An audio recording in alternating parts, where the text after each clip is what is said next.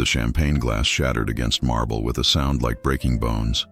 "Clean that up," Helen Davis said without looking up from her phone, her diamond engagement ring catching the afternoon light streaming through the penthouse windows.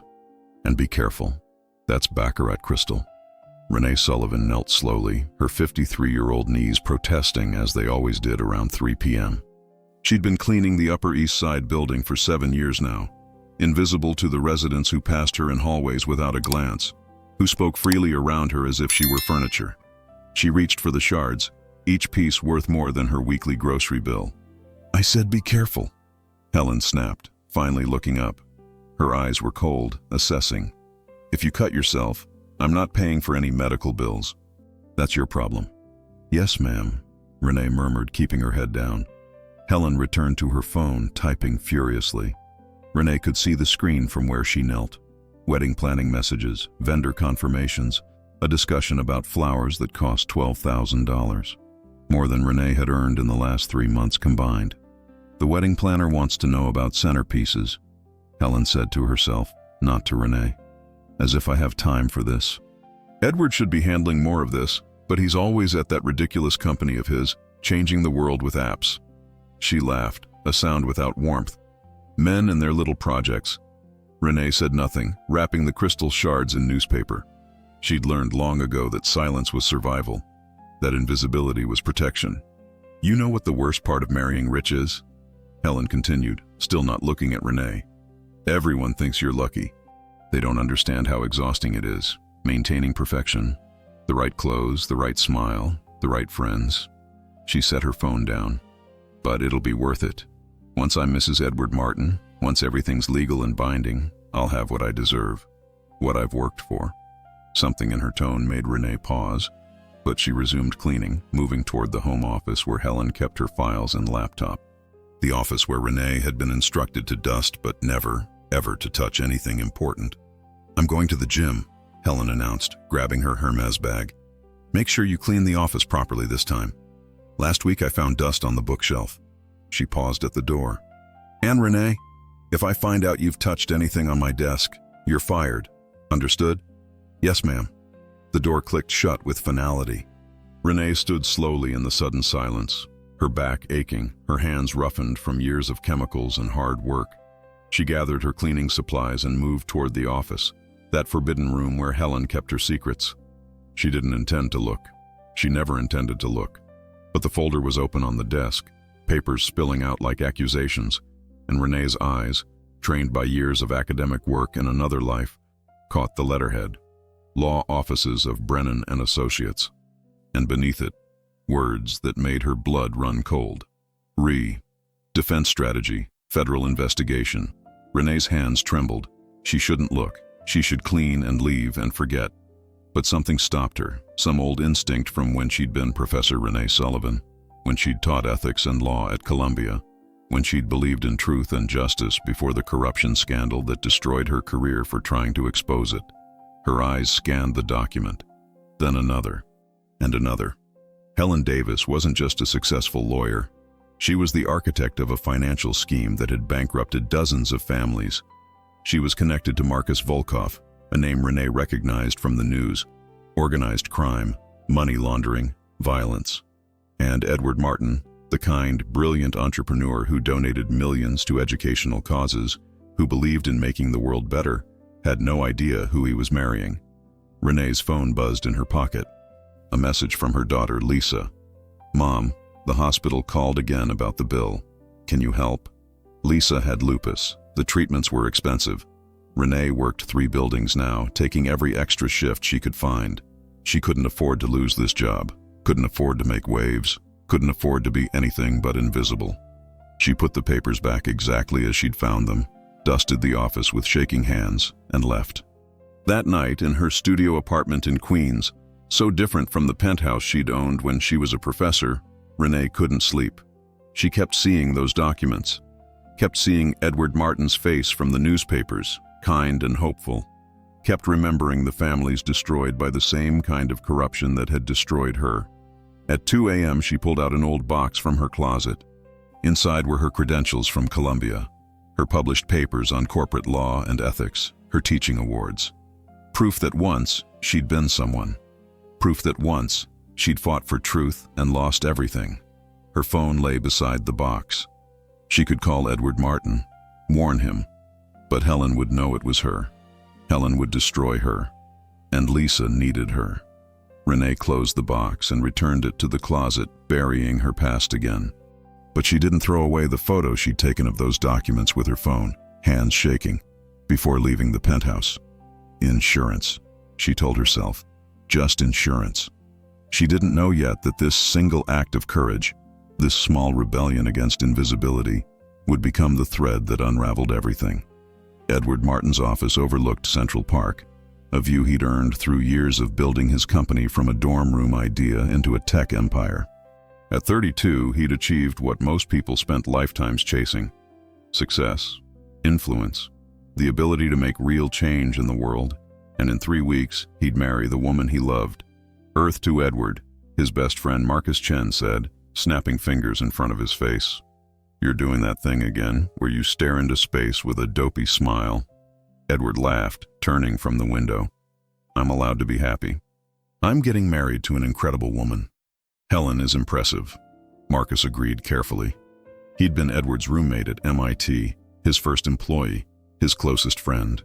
But nothing," Edward interrupted. "I know you have reservations, but you don't see what I see. The way she champions underprivileged clients, the way she works 16-hour days fighting for justice.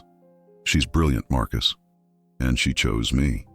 Marcus wanted to say that Helen always seemed too polished, too perfect, too careful with her words, that in 2 years he'd never seen her truly relax. But he saw the light in Edward's eyes and kept quiet. Maybe he was wrong. Maybe he was just being overprotective. "Just promise me you'll get a prenup," Marcus said instead. Edward's face hardened. "We've been over this. A prenup would mean I don't trust her. Helen and I don't need legal documents between us. We have love. Love and $700 million in assets. Money isn't everything, Marcus," said every person who's never been poor. Edward's phone buzzed. A text from Helen. "Can you come home early? Need to discuss seating arrangements. My mother is being impossible." He smiled at the screen, that reflexive warmth he always felt when thinking of her. "I have to go. Helen needs me." "She always needs you," Marcus muttered, but Edward was already heading for the elevator. The penthouse was quiet when Edward arrived. Late afternoon sun painting everything gold. Helen emerged from her office looking stressed, her usually perfect composure slightly frayed. "Thank God you're here," she said, kissing him briefly. "My mother wants to invite her bridge club, all 17 of them, and the venue only has room for 250. Can you talk to her? She listens to you." Edward pulled her close, feeling the tension in her shoulders. "I'll handle it. But first, let me just look at you." She softened in his arms, the way she always did when they were alone. This was the Helen no one else saw. Vulnerable, real, needing him. "What would I do without you?" she whispered. "You'll never have to find out," he promised.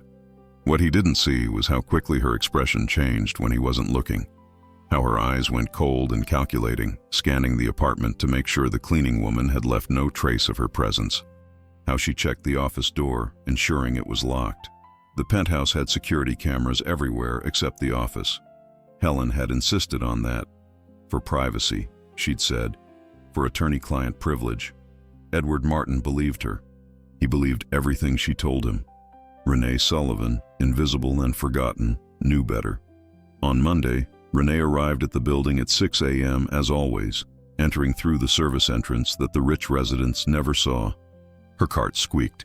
She'd been meaning to oil it for weeks but never had time. She had 4 apartments to clean before noon, then another building across town, then evening classes cleaning a law office downtown. "Morning, Renee." Carlos the doorman greeted her warmly. He was one of the few people who saw her, really saw her. "How's your daughter?" "Managing," Renee said, grateful for the kindness. "The new medication seems to help." "That's good. That's real good." He lowered his voice. "Hey, you be careful up in 12B. That Davis woman complained again about the cleaning. Said you moved something on her desk." Renee's heart clenched. "I never touch her desk." I know, but she's got the building manager's ear. Just watch yourself, okay?"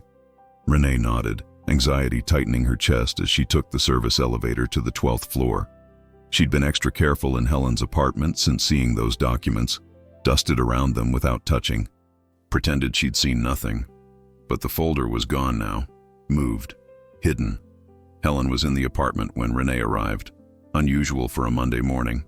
She sat at the kitchen island in expensive workout clothes, drinking a green smoothie and scrolling through her tablet. "You're late," she said without looking up. Renee checked her watch, 6:32 a.m., 2 minutes later than usual. "I'm sorry, ma'am, the elevator." "I don't care about excuses." Helen set down the tablet. "I've been thinking. We need to discuss your performance." Renee's pulse quickened. "Ma'am, you've been here how long? 7 years?" Helen's smile didn't reach her eyes. "And yet I constantly find things out of place. Makes me wonder if you're getting too old for this work. If maybe it's time for a change." The threat hung in the air like poison. "I can be more careful," Renee said quietly. "Can you?" Helen stood, moving closer. She was tall, imposing in designer clothes that cost more than Renee earned in months. "Because I'm planning a wedding, Renee, the biggest day of my life, and I need to trust that my home is in order, that my privacy is respected, that certain sensitive materials remain private." She knows, Renee thought. She knows I saw something. I would never. "Of course you wouldn't," Helen interrupted smoothly. "Because you understand the consequences of violating confidentiality. You understand that someone in your position, someone who depends on this job, someone with a sick daughter and medical bills." She paused, letting the implications sink in. "You understand how important discretion is." It wasn't a conversation. It was a warning. "Yes, ma'am," Renee whispered. "Good. Then we understand each other." Helen picked up her tablet again, dismissing her. "Start with the bathrooms today. And Renee, the office is off limits until after the wedding." "I'll clean it myself." Renee spent the next 3 hours scrubbing bathrooms and mopping floors, her mind racing. Helen knew she'd seen something, but what would she do? Fire her? Or something worse? At 10 a.m., Edward arrived home unexpectedly, calling out cheerfully. "Helen, you here?" "In the bedroom." Helen's voice transformed instantly, warm, loving, the perfect fiancé. "Come see the dress samples that arrived." Renee heard their laughter, their intimate conversation. Heard Edward tell Helen how lucky he was, how he couldn't wait to spend his life with her. She thought about the documents she'd photographed, about the families destroyed by corruption, about her own past, when she'd tried to expose wrongdoing and been crushed for it. She thought about Lisa, needing medication that cost $3,000 a month, and she said nothing. That night, alone in her apartment, Renee opened her laptop, an old model from before her fall from grace. She looked up the families mentioned in Helen's documents, found obituaries, found bankruptcies, found children who'd lost college funds, parents who'd lost retirements. She found Marcus Volkov's face in a news article about organized crime investigations.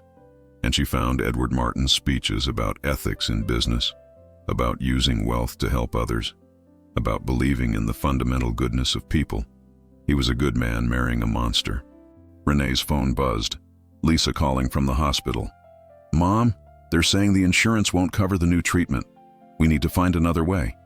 Renee looked at her daughter's photo on the wall.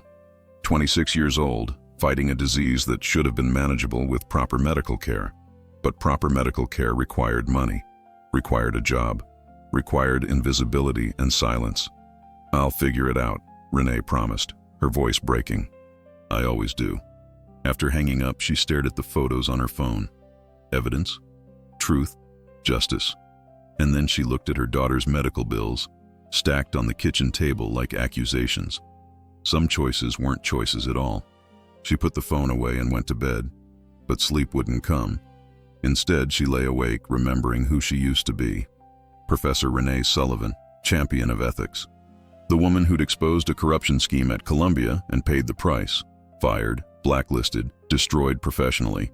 She'd lost her home, her reputation, her career, all for doing the right thing. And the corrupt people she'd exposed? They'd faced minimal consequences. A few resigned. One went to trial and was acquitted. The system protected them. It always protected them. So why would this time be different? Why would anyone believe a cleaning woman over a successful lawyer from a prestigious family? At 3 a.m., Renee got out of bed and retrieved the box from her closet again. She looked at her old faculty ID, at the woman she'd been. Young, idealistic, believing in truth. That woman had been destroyed. But maybe she could save someone else from the same fate. Renee opened her laptop and began to research. Not Helen. She'd done that already. But Edward Martin, his company, his charitable foundations, his public statements. She needed to understand who he was before she could decide if he deserved the truth. What she found surprised her. Edward Martin wasn't just wealthy. He was actively trying to make the world better. His company had programs for underprivileged youth. He funded scholarships for kids from poor neighborhoods. He spoke at schools in the Bronx and Queens, telling students that their backgrounds didn't define their futures. He was everything Helen pretended to be, and he had no idea what was coming. Renee sat back, her decision crystallizing. She would warn him. Somehow. Even if it cost her everything. Again. Because some things were worth losing everything for. The truth was one of them. The wedding was in 2 weeks, and Edward Martin had never been happier. He stood in his office looking at the invitation Helen had designed. Elegant, expensive, perfect. Just like her. "You're smiling at paper," Marcus observed from the doorway. "That's either very romantic or slightly concerning." "It's beautiful, isn't it?" Edward showed him the invitation. Helen spent weeks getting every detail right. Marcus studied the invitation without enthusiasm. "It's nice. Listen, Edward, about the bachelor party. I don't want one." "What? Every groom has a bachelor party." "I don't need one last night of freedom, Marcus. I want to marry Helen. I want to start our life together." Edward set down the invitation. "You don't approve of her, do you?" Marcus hesitated, choosing his words carefully. "I don't know her well enough to approve or disapprove, but I know you, and I've never seen you rush into anything like this. 2 years dating, and now you're marrying her without a prenup, without what? Without being suspicious and cynical." Edward's voice hardened. "Not everyone is out to get something, Marcus. Helen loves me for who I am, not what I have." "How do you know?" The question hung in the air like a challenge. "Because I know her," Edward said firmly. "I know her family, her background, her values. The Davises have been in New York society for generations. She doesn't need my money." What Edward didn't know was that the Davis family fortune had been quietly dissolving for years, that Helen's father had made catastrophic investments, that the elegant brownstone they lived in was mortgaged to the hilt, that Helen's perfect life was held together by debt and desperation. He didn't know because he'd never looked, never questioned, never doubted. Love, he believed, required trust. That same afternoon, Renee arrived at the penthouse for her regular cleaning. Helen wasn't there. A relief. Edward was in his study, on a video call, speaking passionately about a new initiative to provide free coding education to inner-city kids. Renee worked quietly, invisible as always, but she listened. "Education is the great equalizer," Edward was saying. "If we can give these kids the tools, they can build their own futures. No one should be limited by their zip code." His words struck something deep in Renee. This was a man who believed in second chances, in potential, in the idea that everyone deserved opportunity. She thought about the documents on her phone, about the truth she carried. When the call ended, Edward emerged from his study, loosening his tie. He nearly collided with Renee in the hallway. "Oh, I'm sorry, I didn't see you there," he said, stepping back. Then he actually looked at her, really looked, which almost never happened. "Have we met?" "I'm Edward. Renee, I clean the apartment." Right. "I'm sorry. I should have introduced myself before. I'm usually gone when you're here." He smiled, genuine and warm. "How long have you been taking care of the place?" 7 years, sir." 7 years? Wow. And I never thanked you. That's terrible of me." He extended his hand. "Thank you, Renee. Seriously. You keep everything running smoothly, and I appreciate it." Renee shook his hand, startled by the gesture. In 7 years, no one in this building had ever shaken her hand. "You're welcome, sir." "Edward, please." "Sir makes me feel ancient." He glanced at his watch. "Listen, I have to run to a meeting, but it was nice to actually meet you. And if you ever need anything, Better supplies, different schedule, whatever. Just let Helen know, okay? He was gone before she could respond, leaving her standing in the hallway with her cleaning supplies and her burden of knowledge. He was a good man, a kind man, and he was about to marry a woman who would destroy him. That evening, as Renee finished cleaning, she noticed Helen's laptop on the kitchen counter. Unusual, since Helen was obsessive about keeping it in her locked office. A note lay beside it. "Edward, can you check my email for the venue confirmation? Password is your birthday." Renee stared at the laptop. She shouldn't. She couldn't. She was already risking everything. But she thought about those families, about her own destroyed career, about Edward's kindness and his dangerous naivete. Her hands trembled as she opened the laptop. The email was already up, and what she saw made her blood run cold. A conversation between Helen and someone named Marcus Volkov, dated just 2 days ago. "Everything in place for Friday? The wedding is in 2 weeks. Need everything transferred before then. Relax. The documents are ready. Once you're legally his wife, the offshore accounts are accessible. But we need to move fast after the wedding, before anyone can freeze anything. Edward trusts me completely. It'll be easy. Just make sure he signs everything. I don't care how good he is in bed. He's an asset, not a person. Remember that." Renee's hands shook so badly she nearly dropped the laptop. This wasn't just about Helen's past crimes. This was about future ones.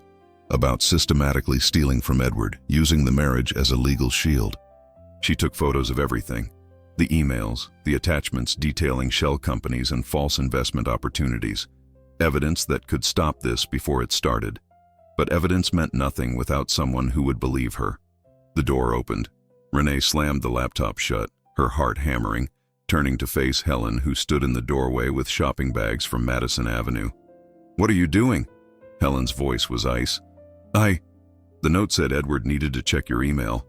You were just what?" Helen set down the bags, slowly, her eyes narrowing. "Going through my laptop, reading my private correspondence?" "No, ma'am, I swear." "Get out. Please, I didn't see anything. Get out." Helen's facade shattered completely, revealing the fury beneath. "You're fired, Renee, effective immediately. And if I find out you breathed a word about anything you may have seen, I will destroy you. Do you understand? Not just fire you, destroy you. Your daughter needs medical care, doesn't she? Would be terrible if her insurance suddenly had issues." The threat was clear and vicious. Renee gathered her things with shaking hands, not defending herself, not arguing. Years of survival had taught her when to retreat. But as she left, she heard Helen on the phone, her voice venomous. "Marcus, we have a problem. The cleaning woman saw something. We need to move up the timeline. Can you be ready by this weekend instead of Friday?" Renee stood frozen in the hallway outside the apartment, her heart racing. They were going to act sooner. Whatever they had planned, whatever would hurt Edward, it was happening in days, not weeks. She had to do something. Now. But what? Go to the police with emails she'd photographed while illegally accessing someone's computer. They'd arrest her, not Helen. Tell Edward that his perfect fiancée was planning to rob him. He'd never believe a fired cleaning woman over the woman he loved. She was trapped by invisibility again. Her truth worthless because of who she was. Renee rode the service elevator down, past the floors where people lived comfortable lives, past the lobby where Carlos gave her a sympathetic wave, out into the New York evening where she was just another invisible woman struggling to survive. Her phone rang. "Lisa." "Mom?" "The hospital is saying we need to pay the balance before they'll schedule the next treatment. Can you—" "I'll figure it out," Renee said automatically, but her voice broke on the lie. She'd just lost her highest-paying cleaning job. She had no way to help her daughter, and she was carrying evidence that could stop a crime but would more likely destroy what was left of her life. Professor Renee Sullivan had believed in systems, in institutions, in the idea that truth mattered. But Renee Sullivan, the cleaning woman, knew better. The system protected people like Helen Davis. It always had. Still, as Renee walked through the darkening streets toward the subway, she couldn't stop thinking about Edward's kind eyes, about his genuine smile, about how he'd shaken her hand and thanked her, about how he had no idea what was coming. She pulled out her phone and looked at the photos she'd taken. Evidence, truth, Justice. Words that had cost her everything once before. But maybe, just maybe, this time would be different. She had 12 days until the wedding. 12 days to decide if she had the courage to fight back. 12 days to figure out how an invisible woman could make herself heard. For 3 days, Renee did nothing. She cleaned apartments in other buildings, avoided the Upper East Side, and tried to convince herself it wasn't her problem. Edward Martin was a grown man. If he couldn't see through his fiancée's deception, was that really Renee's responsibility? But at night, she dreamed of the families in Helen's documents, the ones already destroyed, and she woke up knowing that silence made her complicit. On Thursday morning, desperate for answers, she did something she hadn't done in 5 years. She took the subway to Columbia University. The campus looked the same. Beautiful, intimidating, full of students who belonged to a world she'd been exiled from.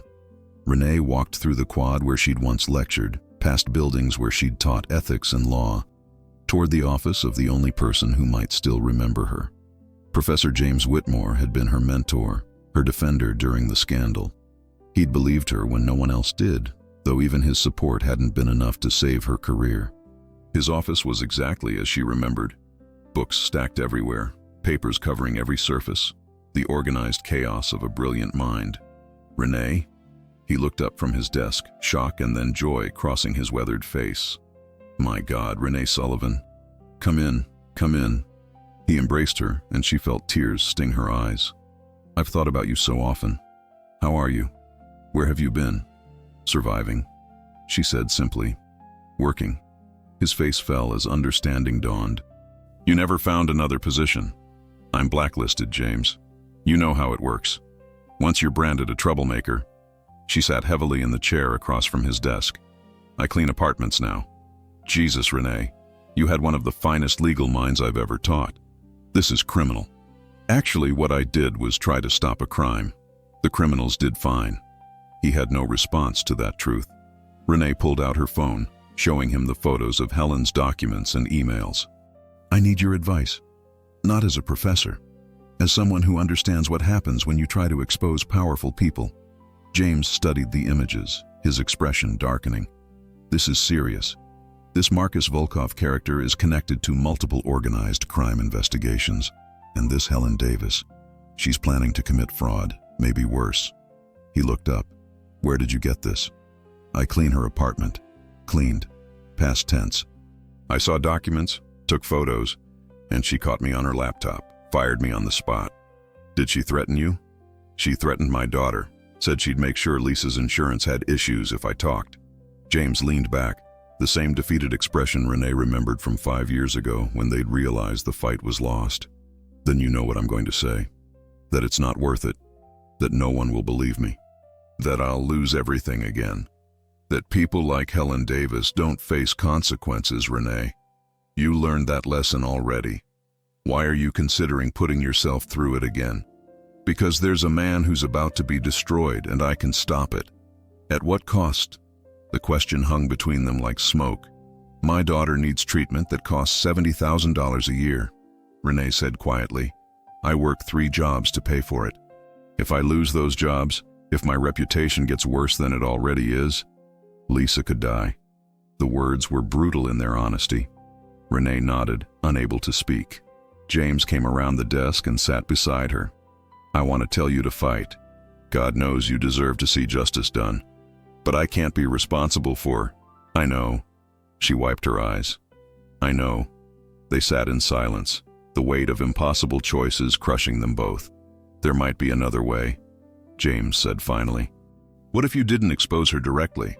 What if someone else discovered the truth? Renee looked at him. You mean plant evidence? I mean give someone with power and resources the tools to investigate. Anonymously. He pulled out paper, started writing. Marcus Chen, he's Edward Martin's best friend and chief technology officer. Word around the business school is he's protective of Martin, suspicious of the fiancé. If he received information, credible, documented information, he might investigate. Why would he believe an anonymous tip? Because you can prove you know things only an insider would know. Details about the apartment, about Helen's schedule, about things Marcus could verify. James handed her the paper with Marcus Chen's information. You send him the evidence anonymously. If he pursues it, you're protected. If he doesn't, well, at least you tried. It was a compromise. A way to tell the truth without completely destroying herself. Renee looked at the information, then at her old mentor. If this backfires, then you disappear. Change your name if you have to. But Renee, he gripped her hand. You were the best teacher I ever trained, the most ethical person I knew. What they did to you was wrong, but you survived. You built a life. Don't let them take that from you again unless you're absolutely sure. She left Columbia with Marcus Chen's contact information and no certainty about what to do next. That evening, she visited Lisa in the hospital. Her daughter looked small in the bed, hooked to IVs, her dark hair thin from medication. "Mom, you look exhausted," Lisa said. "Are you okay?" "I'm fine, sweetheart. How are you feeling?" "The doctors say the new treatment is working. My numbers are improving." Lisa smiled, but it was weak. "They want to start the next round next week, but they need payment up front." "I'm sorry, Mom. I know you're doing everything. Don't apologize, ever." Renee held her daughter's hand. "You focus on getting better. I'll handle the money." But how? The question haunted her. Later, standing outside the hospital in the cold October air, Renee pulled out her phone. Marcus Chen's email address stared at her from James's note. One email. Anonymous. That was all it would take. But what if Helen found out? What if she made good on her threats? Renee thought about Edward Martin's kindness, about the families already destroyed, about the person she used to be before fear and survival had eroded her courage. She thought about Lisa in that hospital bed, needing treatment that cost more than Renee could earn in a year. And she thought about Professor Renee Sullivan, who'd believed that truth mattered more than self-preservation. That woman had been destroyed, but maybe she'd been right all along. Renee opened a new email account, untraceable, anonymous, and she began to type. "Mr. Chen, you don't know me, but I know something about Helen Davis that Edward Martin needs to understand before the wedding. I'm sending you evidence, documents, and emails that show Ms. Davis is planning to defraud your friend. She's connected to Marcus Volkov and organized crime. The wedding is a legal strategy, not a love story. I have nothing to gain from telling you this. In fact, I could lose everything, but Edward Martin seems like a good man, and good men deserve to know the truth. The evidence is attached. What you do with it is your choice. A friend." She attached the photos, her hands shaking so badly she could barely navigate the interface. Then she stared at the screen for 10 minutes, her finger hovering over send. This was the moment, the point of no return. If she sent it, she was choosing truth over safety, justice over survival, the person she believed in being over the person life had forced her to become. Lisa's face flashed in her mind, young, sick, dependent. Then Edward's face, kind, genuine, trusting. Then her own face in the mirror that morning, older, tired, invisible. Who was she? Who did she want to be? Professor Renee Sullivan, who'd lost everything for telling the truth. Or Renee the cleaning woman, who'd learned that silence was survival. She closed her eyes and pressed send. The email disappeared into the digital ether, carrying with it either salvation or destruction. Renee stood in the cold October night, alone outside a hospital where her daughter fought for life, unemployed and invisible and terrified. But for the first time in 5 years, she felt like herself again. Whatever came next, she'd chosen truth. It would have to be enough. Marcus Chen stared at his computer screen, reading the anonymous email for the third time. Everything in him wanted to dismiss it as a prank or a scam. But the evidence was too detailed, too specific. He'd been suspicious of Helen for months. Something about her had always felt off, too polished, too perfect. Edward called it Marcus being cynical. But Marcus had built his career on trusting his instincts, and his instincts screamed danger. Now he had proof, or something close to it. "Everything okay?"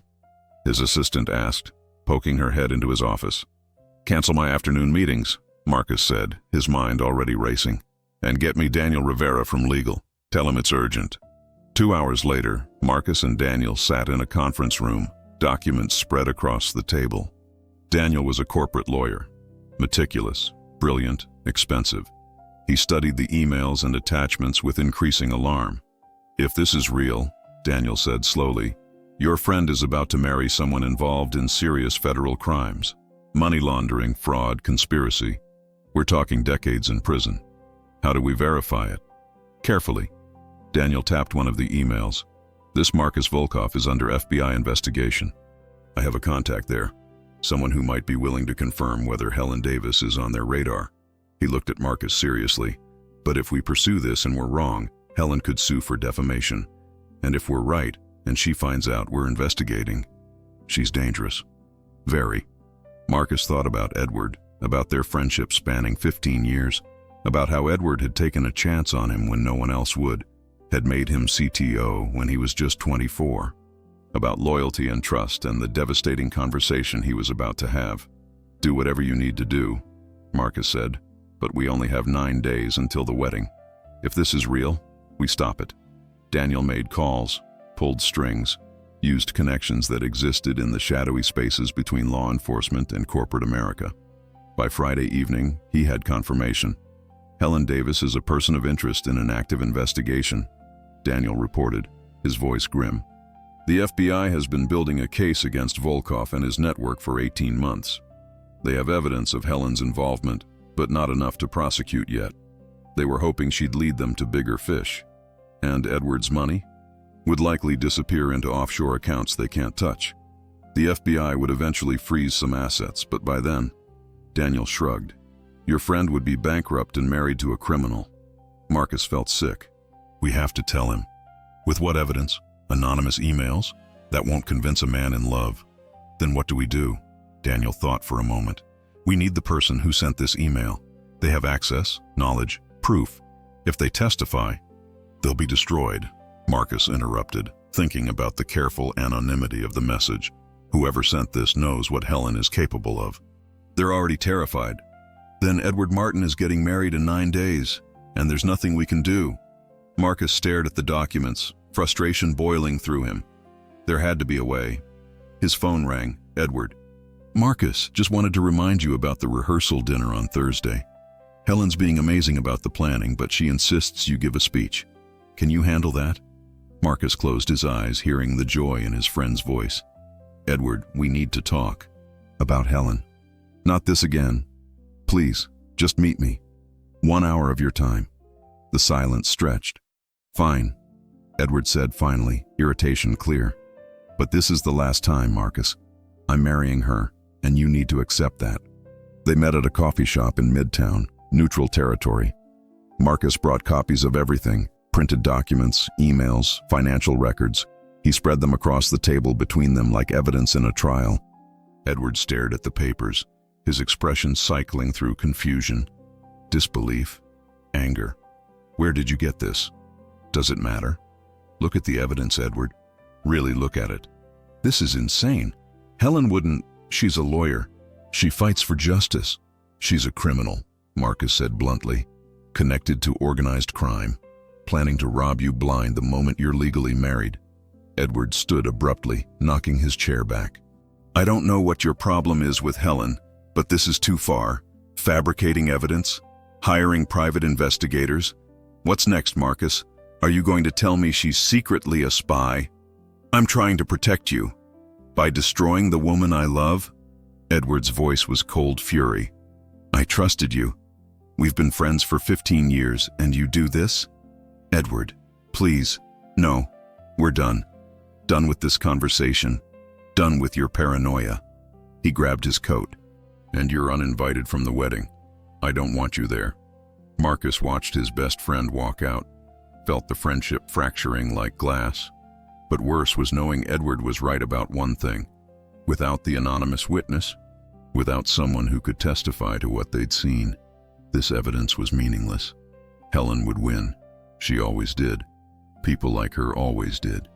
Renee read about the confrontation 3 days later, not from news, it wasn't public, but from context clues she pieced together from her remaining cleaning jobs. She still worked in the building, just not in Helen's apartment. Carlos the doorman had mentioned tensions between Edward and his best friend. A woman in 8D had gossiped about seeing Edward leaving the building looking furious. The email hadn't been enough. Of course it hadn't. Anonymous accusations never were. If Renee wanted to stop this, She'd have to stop hiding. She'd have to step into the light and let Helen Davis destroy her. The question was whether she had the courage. She was cleaning Mrs. Kowalski's apartment on the 8th floor when her phone rang. Unknown number. "Ms. Sullivan?" A woman's voice, professional and cautious. "This is Special Agent Sarah Chen with the FBI. I'd like to speak with you about Helen Davis." Renee's blood went cold. "I don't know what." "We know you sent the email to Marcus Chen. We've been monitoring communications related to our investigation." A pause. "We'd like your help. You want me to testify?" It wasn't a question. "We have enough evidence to investigate, but not enough to prosecute." "Not yet. But if you could provide testimony about what you witnessed, about the documents you saw." "She threatened my daughter," Renee said quietly. "She promised to ruin what's left of my life. We can offer protection. You can't protect me from becoming unemployable, from losing custody of my daughter because I can't afford her medical care, from being homeless." Renee's voice hardened. "I've been destroyed for telling the truth before, Agent Chen. The system doesn't protect people like me. It protects people like Helen Davis. Not always. Often enough. Silence on the line. "Ms. Sullivan," Agent Chen said finally, her voice softer. "I understand your fear. I do. But there's a good man about to be destroyed, and you have the power to stop it. That has to mean something." It meant everything. That was the problem. "If I testify," Renee said, "I need something in writing. Protection for my daughter's medical care. Employment assistance afterward. Something more than promises. I can't guarantee. Then I can't help you." She hung up, her hands shaking. For 2 days, nothing happened. Renee worked her shifts, visited Lisa, tried not to think about the wedding happening in 6 days. Then, on Wednesday morning, Agent Chen called back. "We have an offer. It's not perfect, but it's something." They met in a coffee shop in Queens. Neutral, public, safe. Agent Chen was younger than her voice suggested, maybe 35, with sharp eyes that missed nothing. "The Bureau has a witness protection fund for cases like this," she explained. "We can cover your daughter's medical expenses through a federal healthcare program. We can provide job training and placement services after the trial. It's not a fortune, but it's more than I have now," Renee finished. "There's risk," Agent Chen warned. "Helen Davis is dangerous. Even with protection, testifying puts you in her crosshairs, and there's no guarantee we win. Juries are unpredictable. But if we do nothing, Edward Martin loses everything." "Yes?" Renee thought about the young man who'd shaken her hand and thanked her for her work, who believed in education and second chances and the fundamental goodness of people. She thought about Lisa, fighting for her life while medical bills piled up. She thought about Professor Renee Sullivan, who'd believed truth mattered. "What do you need me to do?" she asked. Agent Chen smiled. Tired, relieved. "Tell the truth. That's all. Just tell the truth." Over the next 3 days, Renee gave statements, provided evidence, walked FBI agents through everything she'd witnessed. They moved quickly, coordinating with the New York District Attorney's Office, building a case. The wedding was Saturday. They had 72 hours. On Friday morning, Helen Davis was arrested. The scene was dramatic. FBI agents at the penthouse, Helen in handcuffs, news cameras capturing everything. Edward arrived home to find his fiancée being led away, her perfect facade finally cracking. "This is a mistake," Helen shouted at the cameras. "I'm innocent. This is political persecution." But the evidence was overwhelming. Financial records, emails, testimony from Renee, and others who'd witnessed suspicious activity. The case against her was solid. Edward stood frozen on the sidewalk, watching his world collapse. That evening, Marcus found him sitting alone in the empty penthouse, surrounded by wedding gifts that would never be opened.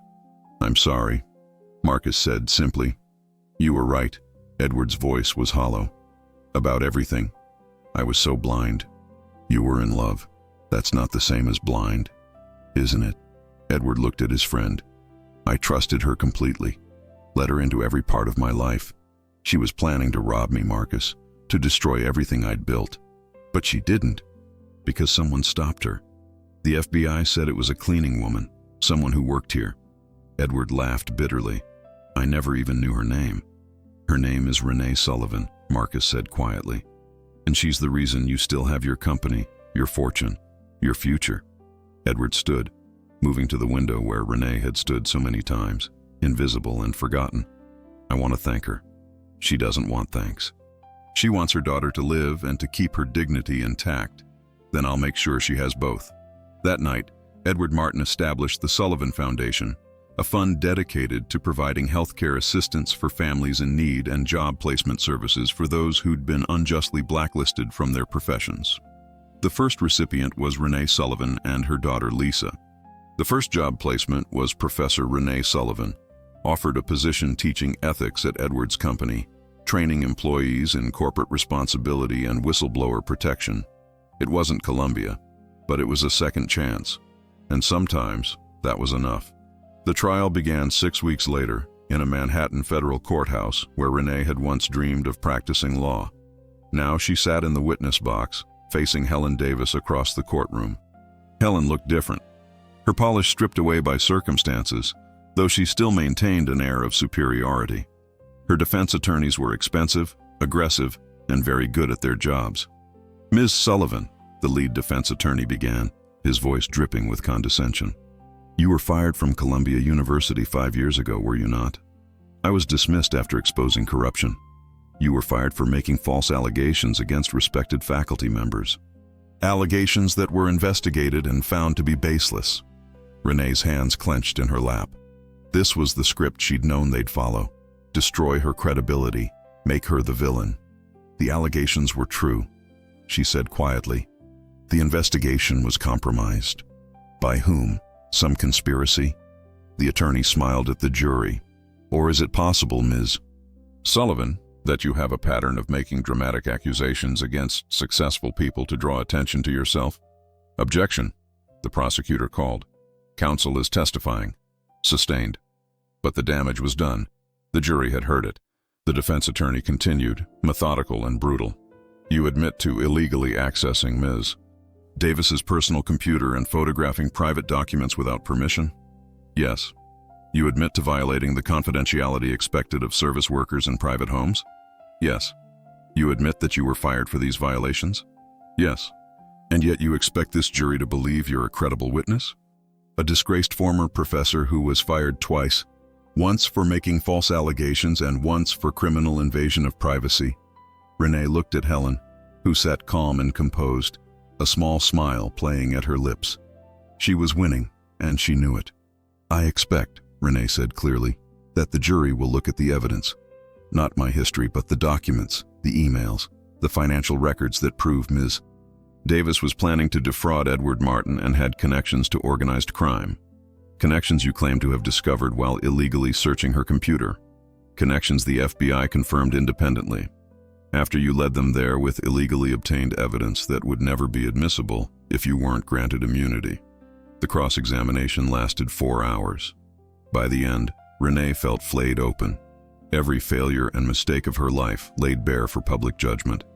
In the gallery, Edward Martin watched with growing anger. This wasn't justice. It was character assassination. When the defense finally finished, the prosecutor stood for redirect. "Ms. Sullivan, why did you risk everything to expose Helen Davis?" Renee took a breath, steadying herself. "Because I've been where Edward Martin was about to be. I've been destroyed by corruption, watched criminals face no consequences while their victims suffer. I couldn't stand by and let it happen to someone else. Even though you knew it would cost you? Even though. What did it cost you? My first career, nearly my second, almost my daughter's health." Renee looked directly at the jury. "But I'm still here, still standing, because I chose truth over silence, and whatever the verdict, I can live with that choice." The courtroom was silent. "No further questions," the prosecutor said. Over the next 2 weeks, the trial unfolded with damning testimony. Financial experts detailed Helen's schemes. FBI agents explained the organized crime connections. Marcus Volkov, arrested in a separate raid, turned state's evidence to reduce his sentence and confirmed Helen's role. The defense fought hard, but the evidence was overwhelming. Edward testified about Helen's manipulation, about how completely he'd been deceived. His testimony was powerful, not because he was angry, but because he was heartbroken. "I trusted her completely," he said from the witness stand. "I believed every word. She told me she loved me, and I thought love meant truth. I was wrong about her, but I wasn't wrong about believing in people. Renee Sullivan proved that. Helen's attorney tried to object, but the judge allowed it. The jury deliberated for 6 hours. When they returned, Helen Davis stood to hear the verdict with her chin high, still playing the role of wronged innocence. On the charge of conspiracy to commit fraud, how do you find? Guilty. On the charge of money laundering? Guilty. On the charge of racketeering? Guilty. Helen's facade cracked completely. She sagged against the defense table as the guilty verdicts piled up. 8 charges, 8 convictions.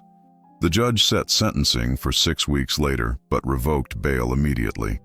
Helen was led from the courtroom in handcuffs, her perfect life destroyed by the truth she'd tried so hard to bury. In the hallway outside, Renee stood alone, exhausted and emotionally drained. She'd won, but victory felt hollow. Helen would go to prison, but Renee's reputation was still damaged, her past still a matter of public record. Ms. Sullivan. She turned to find Edward Martin approaching, Marcus Chen beside him. I never properly thanked you, Edward said. You saved my life. Literally. You don't need to thank me. I do, though. He handed her an envelope.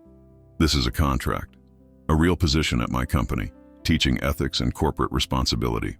Full salary, benefits, everything.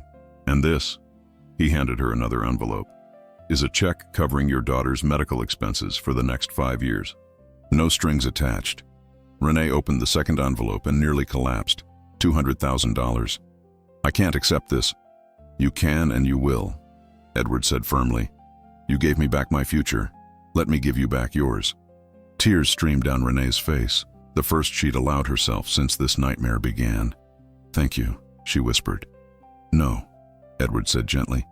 Thank you. For seeing me when I was invisible to myself. For having the courage I lacked. For being exactly who you are. Marcus stepped forward. The FBI cleared you of any wrongdoing in accessing Helen's computer. Said it fell under the whistleblower protection statutes. Your record is clean. Clean. After 5 years of carrying that stain.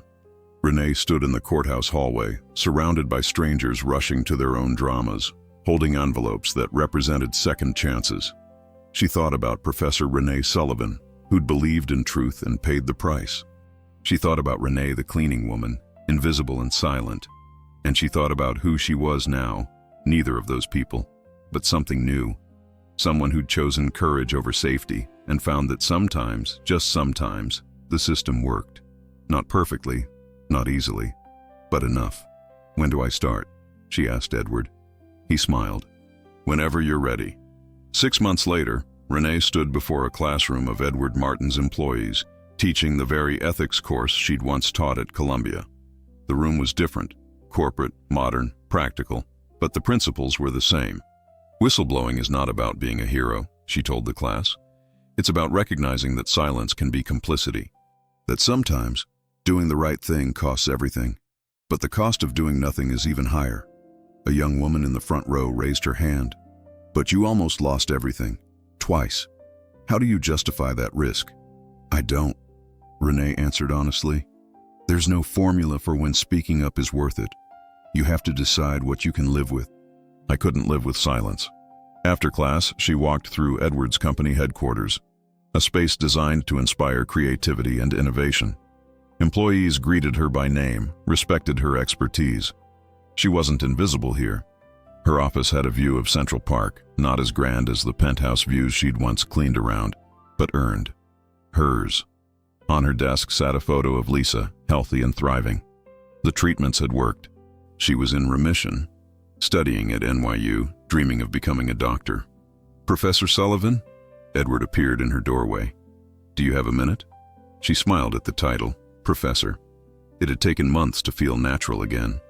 Of course. He entered with a young man who looked nervous. This is David Chen, no relation to Marcus, Edward clarified. He's from the Bronx, first in his family to finish high school. Applied for our scholarship program and was rejected because of a juvenile record, trespassing when he was 14. Renee studied the young man. She saw herself in his eyes, hungry, determined, carrying the weight of circumstances beyond his control. "I'll review the application," she told David. "Tell me your story." Edward left them alone, and David talked about poverty and survival and mistakes made when you're young and desperate, about wanting a chance to prove himself. "You remind me of someone," Renee said when he finished. "Someone who believed in second chances." "Who?" "Me." She approved the scholarship, added a personal recommendation, made sure David got the opportunity she'd nearly been denied forever. That evening, she visited James Whitmore at Columbia. He'd invited her to give a guest lecture, The Ethics of Whistleblowing, to his current students. "You're becoming famous," he said with pride. "The woman who took down Helen Davis. I just told the truth, which is harder than most people realize." He handed her a folder. "I wanted you to see this. Columbia is reviewing your dismissal. Several of the people involved in that original corruption case have finally been prosecuted. Your allegations were completely vindicated." Renee opened the folder, reading the university's letter. "We acknowledge that Professor Sullivan's actions were ethically sound and that her dismissal was unjust. They're offering you your position back," James said softly. "Full reinstatement, back pay, everything." Renee read the letter twice, feeling emotions she couldn't name. Vindication after 5 years. Recognition that she'd been right all along. "What will you do?" James asked. She thought about her office at Edward's company, about the employees she taught, about building something new rather than reclaiming something old. "I'll decline," she said finally, graciously. "But I'll decline." "Really?" "I'm not that person anymore, James. I'm grateful for the vindication, but I don't want to go back. I want to go forward." He smiled, understanding. "Then forward it is." That night, Renee sat in her apartment. Not the studio in Queens anymore, but a proper one-bedroom in a better neighborhood, affordable now with her salary. Lisa was there, studying for midterms, healthy and laughing. "Mom?" Lisa looked up from her textbooks. "Do you ever regret it? Everything you went through?" Renee thought about the question, about Columbia and corruption, about Helen Davis and courtrooms, about being invisible and finding her voice. "I regret that the world made it necessary," she said finally. "I regret that telling the truth requires such courage. But do I regret choosing to speak up? Never. Even though you lost so much? Even though. Because I gained something more important. I kept my integrity. And eventually, that mattered more than what I lost." Lisa hugged her mother tightly. "You're my hero." "I'm not a hero, sweetheart. I'm just someone who decided that silence was too expensive." The following week, Renee received an unexpected letter. It was from another woman, a paralegal at a law firm who'd discovered evidence of fraud by her bosses. She'd heard about Renee's story and wanted advice. "I'm terrified," the letter read, "but I can't stay silent. What do I do?" Renee wrote back immediately, offering guidance, support, the resources she wished she'd had. The letter was the first of many.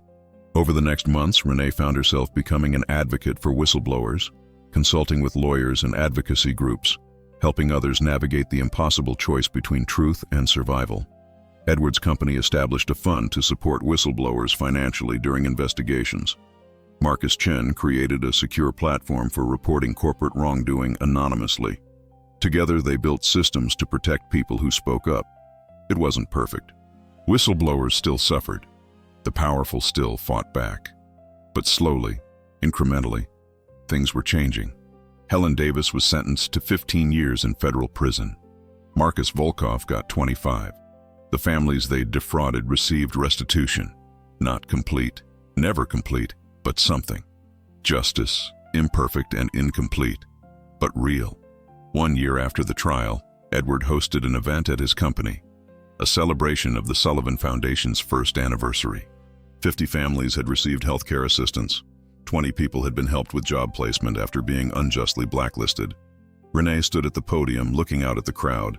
She saw Lisa in the front row, healthy and proud, James Whitmore from Columbia, Carlos the doorman, who'd always seen her, Agent Chen from the FBI, Marcus Chen, Edward Martin. And she saw others, cleaning staff, security guards, service workers, the invisible people who kept the city running, who saw everything and were noticed by no one. Until now. Being invisible is a kind of prison, Renee said to the assembled crowd. Society teaches us that some people matter more than others. that some voices deserve to be heard while others should stay silent. But the truth doesn't care about social hierarchies. Justice doesn't care about wealth or status. She paused, finding her words. A year ago, I was a cleaning woman who'd lost everything twice for speaking up. Today, I'm standing here because I chose truth over silence one more time. Not because I'm brave or special, but because I remembered who I'd once been and decided that person still mattered. She looked directly at the service workers in the audience. You matter. Your voices matter. What you see matters. Don't let anyone tell you that invisibility is your lot in life. Don't let fear silence you when you witness injustice. Thunderous applause filled the room. After the event, as people mingled and celebrated, Edward found Renee on the balcony overlooking the city. Thank you, he said simply, for everything. You're welcome, though I think we're even now. Not even close. He looked out at the city lights. You gave me back my life, Renee. But more than that, you taught me to see. I walked past you for months, never noticing, never acknowledging. I was blind to my own privilege. You weren't malicious. Most people aren't. No, but indifference can be just as damaging as malice. He turned to face her. I'm trying to do better, to see the people I missed before, to use my resources to help rather than just to build. That's all any of us can do. Try to be better than we were. They stood in companionable silence, watching the city that had tried to crush them both and failed. What's next for you? Edward asked. Renee smiled. I'm starting a nonprofit, support services for whistleblowers, legal aid, financial assistance, counseling. So the next person who has to choose between truth and survival has more support than I did. I'll fund it, Edward said immediately. Whatever you need. I was hoping you'd say that. They laughed, two people who'd been invisible to each other until crisis revealed their true characters. Below them, the city hummed with life. Millions of people going about their days, most of them invisible to power, their stories untold. But Renee knew now that invisibility wasn't permanent. That silence could be broken. That sometimes, just sometimes, truth won. Not easily, not without cost, but enough. And in the end, enough was everything.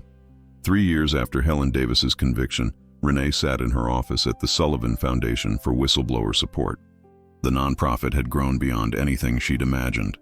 Offices in 5 cities, a legal team of 20 lawyers, partnerships with major corporations implementing ethical oversight programs. She'd just finished a consultation with a young teacher who'd discovered financial fraud at her school. The teacher had been terrified but determined, exactly as Renee had been. You can do this, Renee had told her. And you don't have to do it alone. Her phone buzzed. A message from Lisa, now in her final year of medical school. Mom, I got the residency, starting at Mount Sinai in July. Renee felt tears of joy. Her daughter thriving, her life rebuilt, everything she'd nearly lost, restored. The door opened and Edward entered with coffee, a ritual they'd developed, Friday afternoon chats about the week's work. How many this week? He asked, handing her a cup. 17 consultations. 5 will likely move forward with formal complaints. 2 need immediate legal protection. The fund can cover it. Edward, you can't fund every whistleblower case in America. Watch me try. He settled into the chair across from her desk. You know what I was thinking about? That day in the penthouse when you were cleaning and I finally noticed you. Really noticed you. That handshake changed my life. It was just a handshake. It was seeing someone I'd been blind to, recognizing my own failure to acknowledge the people around me. He sipped his coffee thoughtfully. I've been recommending that all our employees spend 1 day a month working service jobs.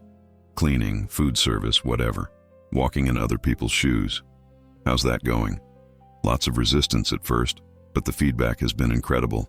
People are more empathetic, more aware of their privilege, more willing to speak up when they see injustice. Renee smiled. You're trying to make invisible people visible. I'm trying to eliminate the concept of invisible people altogether.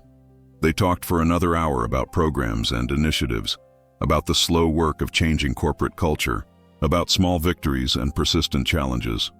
When Edward left, Renee sat alone in her office, looking at the photos on her wall. Lisa at graduation, James Whitmore at her first Sullivan Foundation event, Carlos the doorman, who'd believed in her when no one else did, Agent Chen, who'd given her a chance, And one photo that visitors often asked about. Renee in her Columbia faculty ID, young and idealistic, before corruption and betrayal had taught her the cost of integrity. She kept that photo as a reminder, not of what she'd lost, but of who she'd always been, even when the world tried to erase her. Professor Renee Sullivan, who believed in truth. Renee the cleaning woman, who survived through silence. And finally, Renee Sullivan the advocate, who found her voice again and used it to amplify others. She wasn't invisible anymore, and neither were the hundreds of people she'd helped find their courage. The work wasn't finished. It would never be finished. Corruption and injustice were persistent, protean, always finding new forms. But so was courage. So was truth. And in the end, that was enough. More than enough. It was everything.